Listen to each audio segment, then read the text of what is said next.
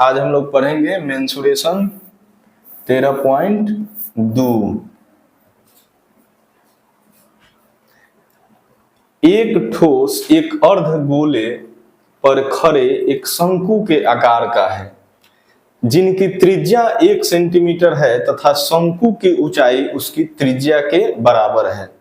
इस ठोस का आयतन पाई के पदों में ज्ञात करें। देखिए ध्यान से समझना है, ये इस प्रकार का ठोस है। यहां हमने फिगर बनाया हुआ है पहले से। एक ठोस अर्धगोला यानी यहां तक जो सिस्टम है आप देख सकते हैं, ये अर्धगोला है और इसके ऊपर जो है हमने शंकु बनाया है। शंकु के आकार का है जिनकी त्रिज्या 1 सेंटीमीटर है। ठीक है, इसकी त्रिज्या कितनी है? मात्र 1 सेंटीमीटर। देखिए त्रिज्या इसमें कॉमन है। त्रिज्या क्या है? कॉमन है। कॉमन मतलब दोनों का बराबर होगा त्रिज्या, यानी शंकु और अर्धगोला दोनों का त्रिज्या एक समान है। यानी कि यहां पर त्रिज्या के लिए हम लोग लिख सकते हैं r बराबर 1 सेंटीमीटर दिए हुए हैं। ठीक है, तो इस प्रकार ठोस का आयतन पाई के पदों में ज्ञात करना है। और एक और अच्छी बात इसमें यह दिया हुआ है कि शंकु की ऊंचाई उसकी त्रिज्या के बराबर है। यानी शंकु की ऊंचाई उसकी त्रिज्या के बराबर है, यानी कि h बराबर r, और r यहां पर दिए हुए हैं 1 सेंटीमीटर। चलिए, तो इसको बहुत आसान प्रश्न है, इसको ध्यान से हम लोग सॉल्व करते हैं। तो देखिए सीधे हम लोग चलेंगे ठोस का आयतन में। तो सबसे पहले यहां लिखेंगे ठोस का आयतन, हम लोग ज्ञात करेंगे ठोस का आयतन। तो देखिए ठोस का जो आयतन है इसमें दो प्रकार के आकृति है। एक है अर्धगोला, अर्धगोला का आयतन, और साथ ही साथ इसमें दिया हुआ है शंकु का आयतन, शंकु का आयतन। देखिए ये 13.2 का प्रश्न संख्या 1 है। अगर आप 13.1 नहीं देखे हैं तो जाकर के देखें पहले उसको।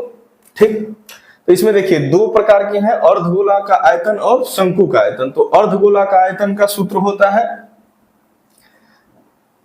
2/3 पाई r क्यूब, और साथ ही साथ शंकु का आयतन होता है 1/3 पाई r स्क्वायर h। ध्यान से समझिएगा, इसमें देखिए अर्धगोला है इसलिए 2/3 पाई r क्यूब, अगर ये पूर्ण गोला होता तो 4/3 होता। चलिए इसमें से हम लोग जो भी कॉमन है उसको कॉमन निकाल लेते हैं। जैसे 1/3 है, इसमें भी है इसमें भी है, तो 1/3 हमने ले लिया। फिर दोनों में पाई है, पाई भी ले लिया। r भी दोनों में है, निकाल लेते हैं। यहां से बच गया r और यहां से बच गया आपका h। देखिए यहां पर हम लोग h की जगह पर r भी ले सकते हैं, क्योंकि r और h दोनों क्या है? बराबर है। यहां स्पष्ट दिख रहा है कि शंकु की ऊंचाई उसकी त्रिज्या के बराबर है। लेकिन चलिए सॉल्व करते हैं अब। तो 1/3 पाई, यहां से देखिए वो यहां से 2 बचेगा, 1/3 निकल गया तो 2 बचेगा। r क्यूब, r के जगह पर कितना है? 1 सेंटीमीटर, यानी 1 ले लिए। फिर अंदर में भी r के जगह पर 1 ले लिए, h के जगह पर भी 1 लेना है, चूंकि त्रिज्या और ऊंचाई दोनों आपस में बराबर है। अब देखते हैं, थोड़ा सा इधर आ जाते हैं, यानी 1/3 पाई, और ये 1 से गुना होगा तो यही बात रह जाएगा, और 2 एकम 2 और 1 3, और ये 3 से 3 कैंसिल हो गया, यानी हमारा आंसर आ गया पाई।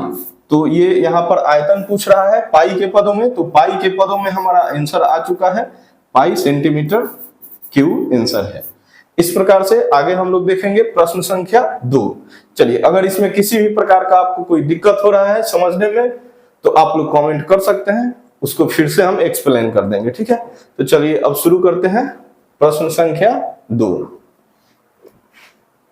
एक इंजीनियरिंग के विद्यार्थी रचेल से एक पतली एल्यूमिनियम की शीट का प्रयोग करके एक मॉडल बनाने को कहा गया जो एक ऐसे बेलन के आकार का हो जिसके दोनों सिरों पर 2 शंकु जुड़े हुए हों। इस मॉडल का व्यास 3 सेंटीमीटर और लंबाई 12 सेंटीमीटर है। यदि प्रत्येक शंकु की ऊंचाई 2 सेंटीमीटर हो तो रचेल द्वारा बनाए गए मॉडल में अंतर्विष्ट हवा का आयतन ज्ञात करना है। ठीक है, चलिए इस प्रकार से यहाँ पर फिगर बनाया हुआ है, हम लोग समझ लेते हैं। देखिए ये जो आकृति है, ये आकृति का टोटल ऊंचाई 12 सेंटीमीटर दिए हुए हैं और इस मॉडल का व्यास 3 सेंटीमीटर है। ठीक है, यानी ये जो व्यास जो आप देख रहे हैं, ध्यान से समझिएगा, इसमें 2 शंकु है, शंकु और एक बेलन है। इस शंकु का ऊंचाई दिए हुए हैं 2 सेंटीमीटर, 2 सेंटीमीटर, यानी कि दोनों तरफ जो शंकु लगे हुए हैं वो दोनों एक समान हैं, ऊंचाई भी बराबर है।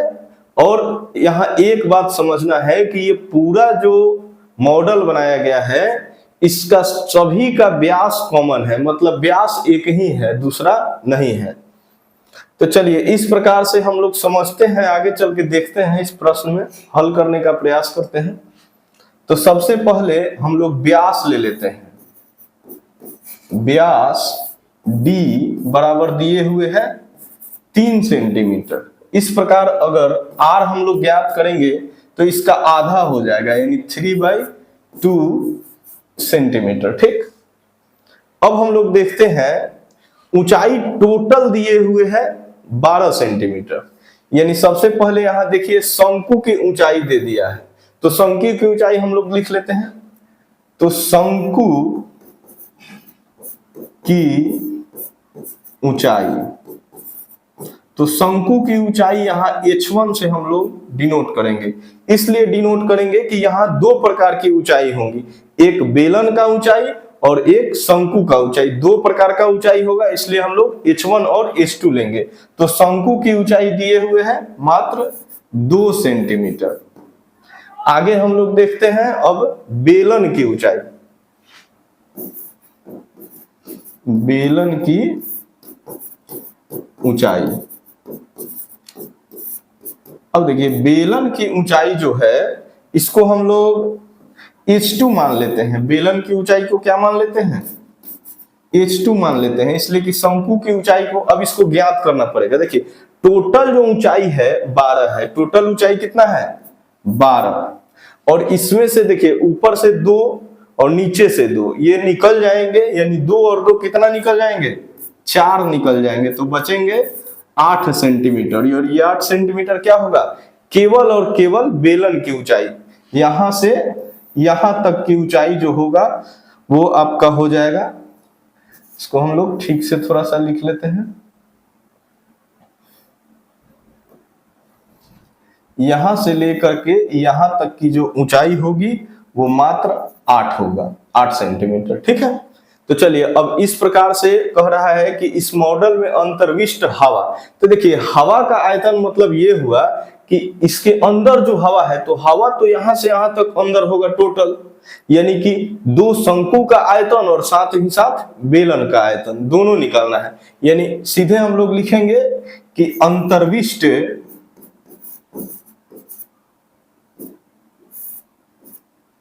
हवा का आयतन, अंतर्विष्ट हवा का आयतन। तो देखिए अंतर्विष्ट हवा का आयतन निकालने के लिए हमारे पास 3 फिगर्स हैं। कौन कौन है? सबसे पहले एक शंकु का आयतन,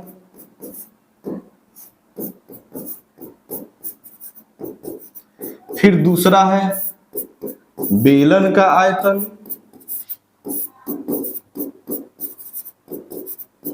और फिर नीचे एक और है शंकु का आयतन।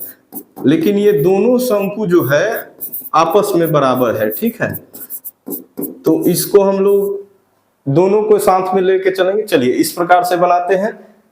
तो शंकु का आयतन का सूत्र होता है 1/3 पाई r² h, और बेलन का आयतन का सूत्र होता है पाई r² h, और फिर यहां शंकु का आयतन का सूत्र होगा पाई r² h 1/3। ध्यान से समझिएगा। देखिए यहां पर r जो है दोनों तीनों सब एक समान है, इसलिए कि कॉमन है, सभी में एक समान है, लेकिन h अलग अलग है। शंकु की ऊंचाई में h1, लेकिन हमारा बेलन का ऊंचाई में h2, इसलिए कि ये दोनों बराबर नहीं है। इस बात को ध्यान रखना है, अभी नहीं कि h के जगह पर सब एक ही टाइप का लगा दें, ऐसा नहीं करना है, ठीक है। तो चलिए आगे हम लोग क्या करेंगे, इसमें से देखेंगे कि क्या क्या कॉमन है। तो देखिए दोनों में दिख रहा है कि पाई आर स्क्वायर, पाई स्क्वायर तीनों में, यानी पाई आर स्क्वायर हम लोग कॉमन करते हैं, यानी इसमें से बचेगा 1/3h1। इसमें से आपका बच जाएगा पाई आर स्क्वायर तो निकल गया, बच गया h2।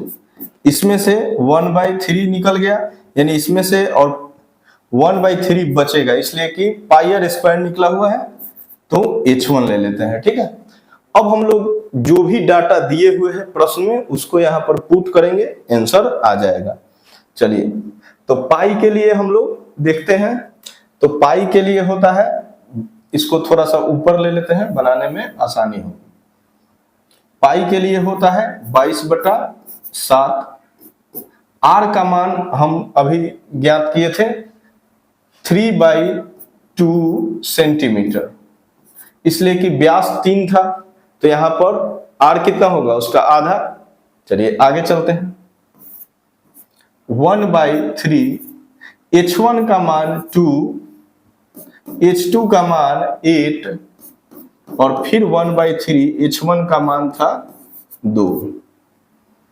22/7, 3 का स्क्वायर 9 होता है और 2 का स्क्वायर 4।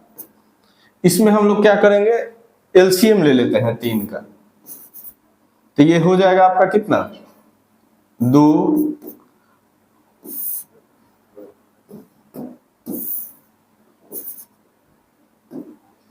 एलसीएम इसका हम लोग लिए थे 3, तो 2 हो जाएगा, ये हो जाएगा 8×3 का 24, अब +2।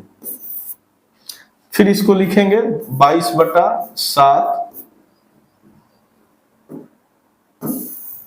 ये यहां पर देखिए, ये जो कट रहा है इसको काट देते हैं, ये कट जाएगा 2 से 11, ये हो जाएगा 11/7, फिर 9/2, और यहां से प्राप्त होगा 28/3।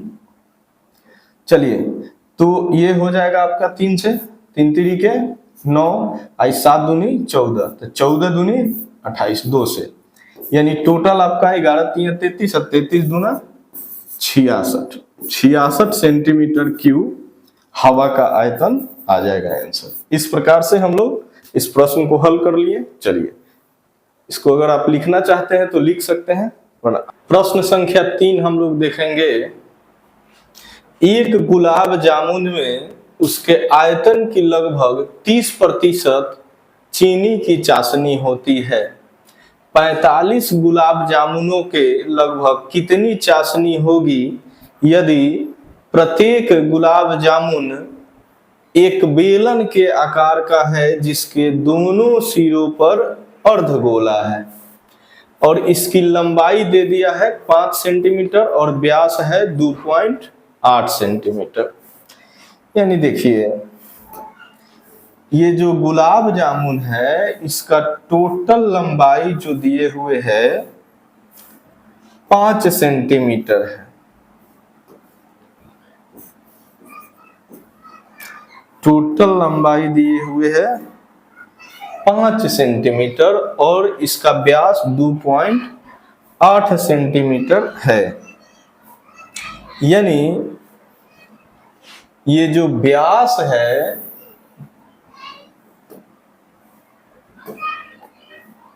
दो 2.8 सेंटीमीटर है, जो व्यास बोल रहा है 2.8 सेंटीमीटर। यानी हम लोग लिख सकते हैं व्यास d बराबर 2.8 तो त्रिज्या कितना हो जाएगा, इसका आधा होगा यानी 1.4 सेंटीमीटर। ठीक है, चूंकि टोटल लंबाई से हमको लेना देना नहीं है, हमको चाहिए बेलन का लंबाई। ठीक है, तो बेलन का लंबाई ज्ञात करने के लिए इसका व्यास दिया हुआ है 2.8। तो देखिए ये जो व्यास हो गया, तो ये नीचे का जो होगा यहां से यहां तक दूरी, चूंकि अर्धगोला है तो ये हमारा त्रिज्या हो जाएगा। ये क्या हो जाएगा, त्रिज्या हो जाएगा। और एक व्यास में 2 त्रिज्या होता है। एक व्यास में कितने त्रिज्या होते हैं, 2 त्रिज्या, यानी d के जगह पर आप 2r बराबर 2.8 सेंटीमीटर भी लिख सकते हैं। ठीक है, तो देखिए अगर हमको निकालना होगा बेलन का ऊंचाई, तो टोटल ऊंचाई है 5 और 5 में से जब ये एक आर इधर से एक आर इधर, यानी घटा देंगे इसको 2.8 तो बचेगा 2.2 सेंटीमीटर। ये हमारा हो जाएगा बेलन का ऊंचाई।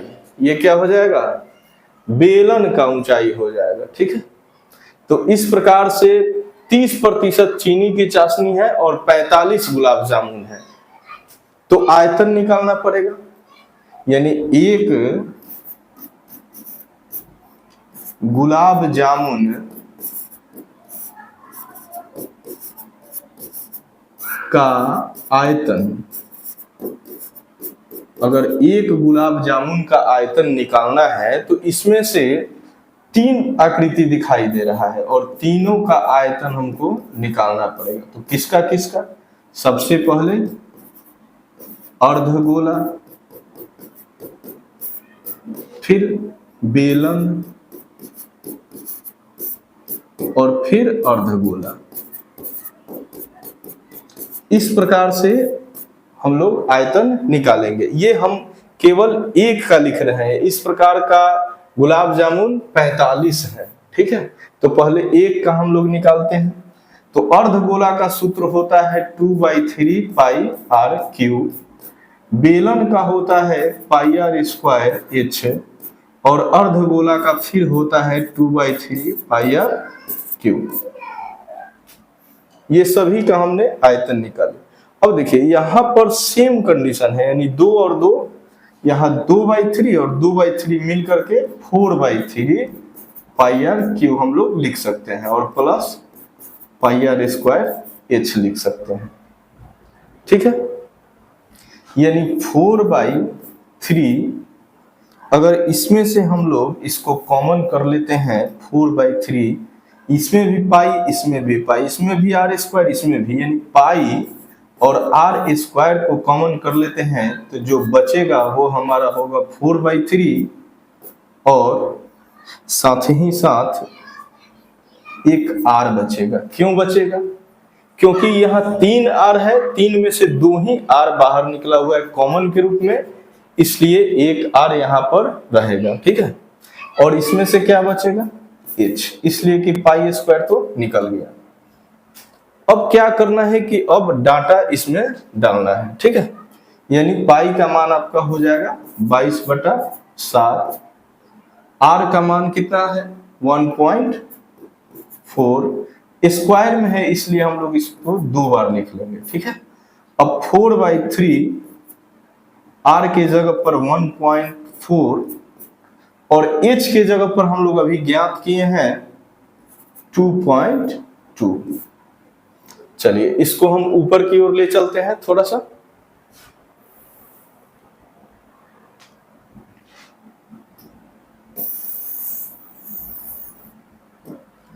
देखिए तो यहां से ये कटेगा 0.2 से, गुना कर लेते हैं, यानी 2 दूनी के 4, 2 दूनी के 4, पॉइंट एक स्थान पर है, ले लिए, फिर 1.4। इसमें देखिए 3 अगर हम लोग ले लेते हैं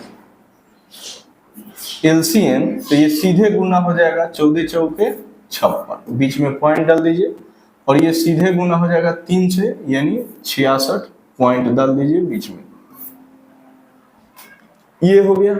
इसमें भी आप गुना कर सकते हैं, 14 चौका 56 और 56 और 6 61।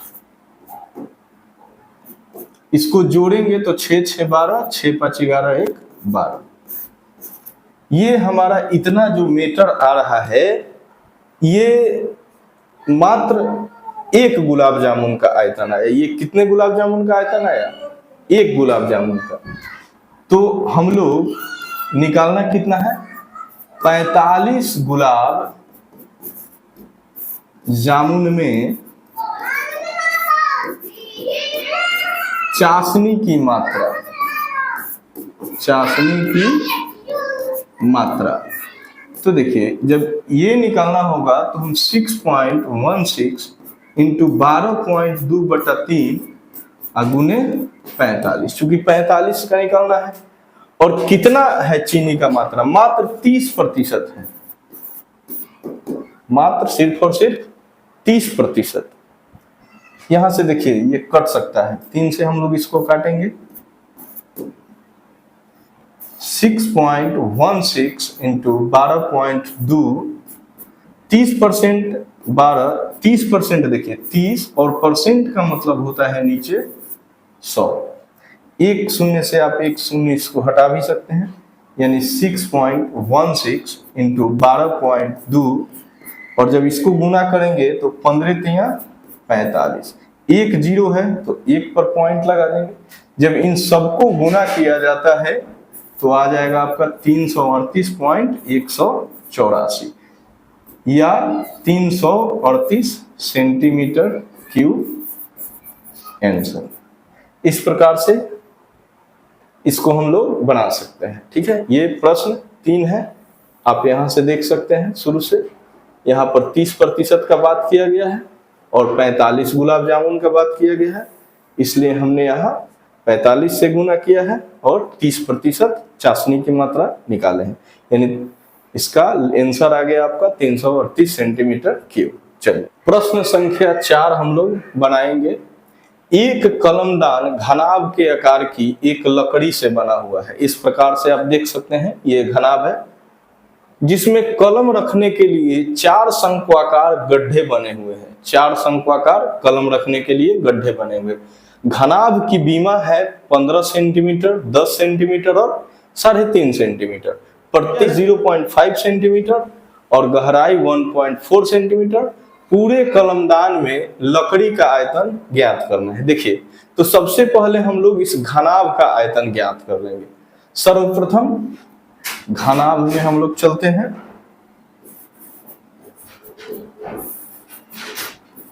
घनाभ में दिए हुए है L बराबर 15, B बराबर 10 और H बराबर दिए हुए है 3.5, यानी L का मान आपका हो गया लंबाई 15, 10 और ये 3.5। तो इसका आयतन हम लोग ज्ञात कर लेंगे, यानी घनाभ का आयतन। तो घनाभ का आयतन LBH ये दिए हुए हैं 15, 10 और 3.5 गुना हो जाएगा 15 पचे 75, 15 तिया 45 और 45 और 7 52। पॉइंट खत्म हो जाएगा 10 से। ठीक है, पॉइंट कहां से खत्म हो जाएगा? 10 से। तो ये हमने निकाल लिया केवल घनाभ का आयतन, लेकिन घनाभ ही नहीं है, इसमें क्या है? शंकु भी है, और चारों शंकु बराबर है। अब देखते हैं शंकु। देखिए यहां से चलते हैं शंकु में।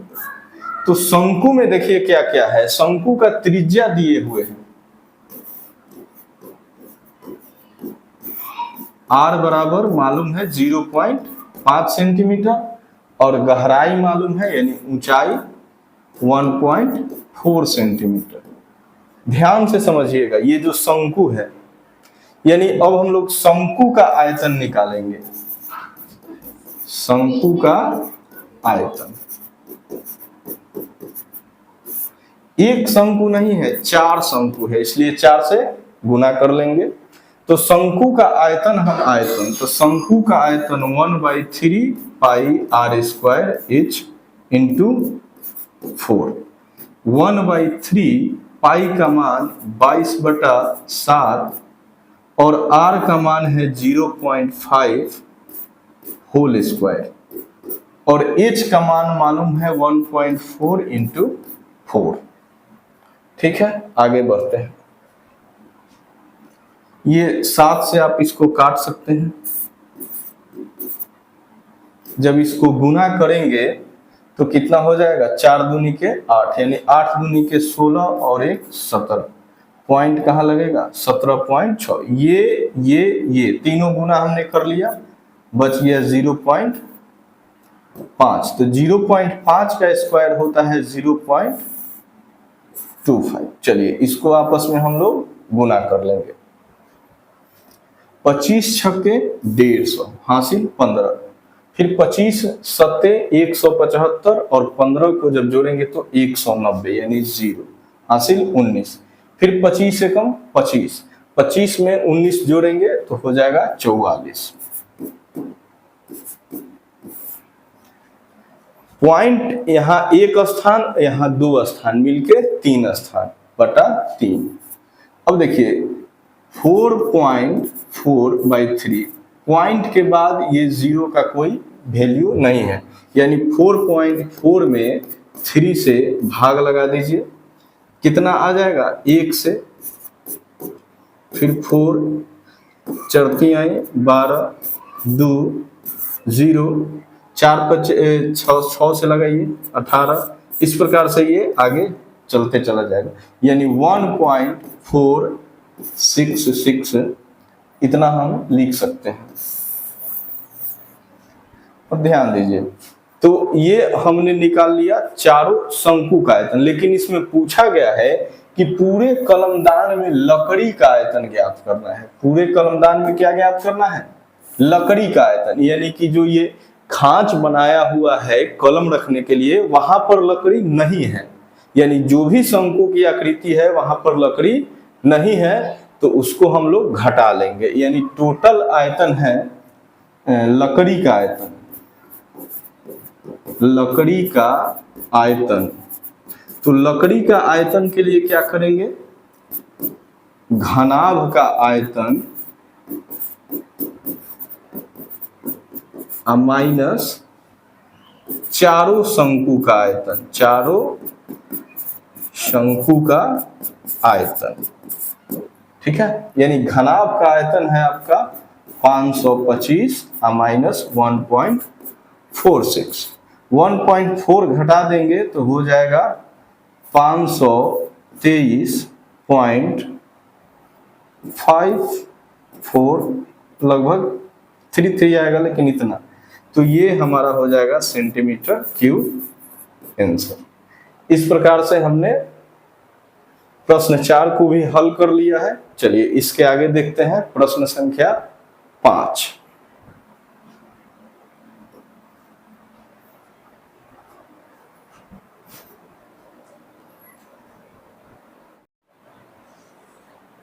चलिए देखते हैं प्रश्न संख्या 5। एक बर्तन एक उल्टे शंकु के आकार का है। ठीक है, हमने उल्टा शंकु बना लिया। इसकी ऊंचाई 8 सेंटीमीटर है। इसकी जो ऊंचाई है 8 सेंटीमीटर है। इसकी जो ऊंचाई है 8 सेंटीमीटर है और इसके ऊपरी सिरे जो खुला हुआ है कि त्रिज्या 5 सेंटीमीटर है। इसकी त्रिज्या भी दे दिया है 5 सेंटीमीटर, यानी हम लोग लिख सकते हैं शंकु की ऊंचाई, शंकु की ऊंचाई h बराबर 8 सेंटीमीटर और त्रिज्या r बराबर 5 सेंटीमीटर। ये किसका हमने लिखा, शंकु का। यह ऊपर तक पानी से भरा हुआ है। जब इस बर्तन में शीशे की कुछ गोलियां जिनमें प्रत्येक 0.5 सेंटीमीटर त्रिज्या वाला एक गोला है। देखिए इसमें बहुत सारी गोलियां डाली गई है जिसका त्रिज्या है 0.5 सेंटीमीटर। तो इसमें से भरे हुए पानी का 1/4 भाग बाहर निकलता है। तो इसमें से भरे हुए पानी का 1/4 भाग बाहर निकल जाता है, यानी इस शंकु का जितना भी आयतन होगा उसमें से 1/4 भाग यानी 25% बाहर निकल जा रहा है पानी के रूप में। तो बर्तन में डाली गई शीशे की गोलियों की संख्या ज्ञात कीजिए। देखिए पहले प्रश्न को ठीक से हम लोग समझ लेंगे। देखिए जितना पानी निकल रहा है, पानी वही निकलेगा जितना हम लोग गोली डालेंगे। यानी यहाँ कह रहा है कि 1/4 भाग निकल जा रहा है पानी। इसका मतलब है कि शंकु का 1/4 आयतन बराबर है कुल गोलियों के आयतन के। यानी यहाँ गोली बोलिए या गोला बोलिए, फॉर्मूला एक ही होगा। यानी सबसे पहले हम लोग निकाल लेंगे शंकु का आयतन। चलिए निकाल लेते हैं। तो शंकु का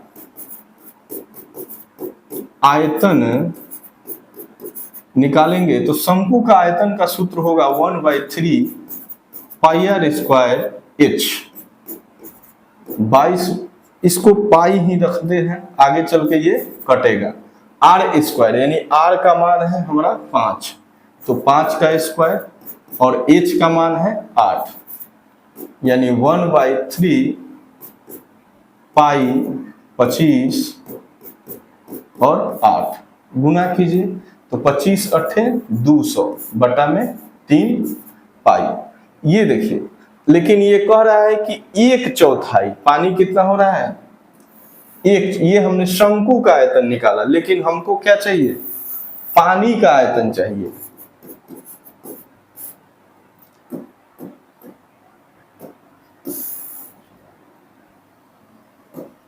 बाहर निकले पानी का आयतन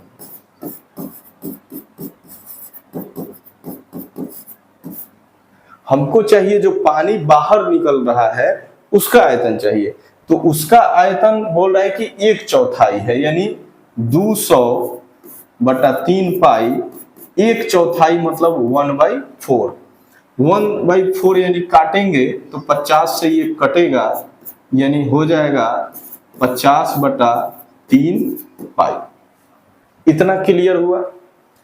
अब देखिए इसमें बोल रहा है कि शीशा का गोली डाला गया है। तो शीशा के गोली में हम लोग देखते हैं, शीशा का गोली। तो देखिए ये जो गोली है इसमें भी अपना एक त्रिज्या है 0.5। तो इसका आयतन निकाल लेते हैं। तो गोली चाहे छोटा हो बड़ा हो, फॉर्मूला एक ही लगेगा, 4/3 पाई आर क्यूब। तो 4/3 पाई आर क्यूब का मतलब हुआ 0.5 का क्यूब। चलिए आगे हम लोग थोड़ा सा इसको बढ़ा लेते हैं। 4/3 पाई 0.55 का क्यूब होता है 125, और 3 बार चूंकि गुना होगा इसलिए 0.3 तीसरे स्थान पर लगेगा। 4 से गुना कीजिएगा तो हो जाएगा 4×5 20, 4 दूनी 8 2 10, 4 एकम 4 और 1 हासिल 5। आप यहाँ पर लगाइएगा 0.3 स्थान पर लगेगा, 1 2 3, यानी यहाँ लगेगा तो 0 बट्टा में 3 और साथ ही साथ पाई, यानी लिख सकते हैं 0.5/3 पाई। अब देखिए, अब चूंकि यहां पर हमने देखा है, पूछ रहा है प्रश्न में, बर्तन में डाली गई शीशे की गोलियों की संख्या ज्ञात कीजिए। तो हमने संख्या यहां पर ज्ञात करने के लिए ये हमने सिर्फ एक गोली का आयतन निकाला है। तो गोलियों की संख्या के लिए, गोलियों की संख्या, तो ध्यान से समझिएगा, जितना पानी बाहर निकला है उसका आयतन और टोटल गोली का आयतन बराबर है। यानी कि पानी जो निकला हुआ है बाहर वो है 50/3, 50/3 पाई, और बट्टा में एक गोली का हम लोग आयतन ले लेंगे 0.5/3 पाई। अब ध्यान से समझिएगा तो ये कट रहा है, देखिए पाई से पाई कैंसिल, 3 से 3 कैंसिल। थोड़ा सा एक बार और लिख लेते हैं ताकि आसानी हो समझने में। चलिए तो ये हो जाएगा 50, पॉइंट हटाएंगे नीचे से तो ऊपर एक 0 बढ़ेगा, यानी नीचे क्या बचा 5, 5 से आप काटिएगा तो ये 100 बार में कटेगा, यानी आंसर हमारा कितना आ गया 100। गोलियों की संख्या कितनी हो गई 100।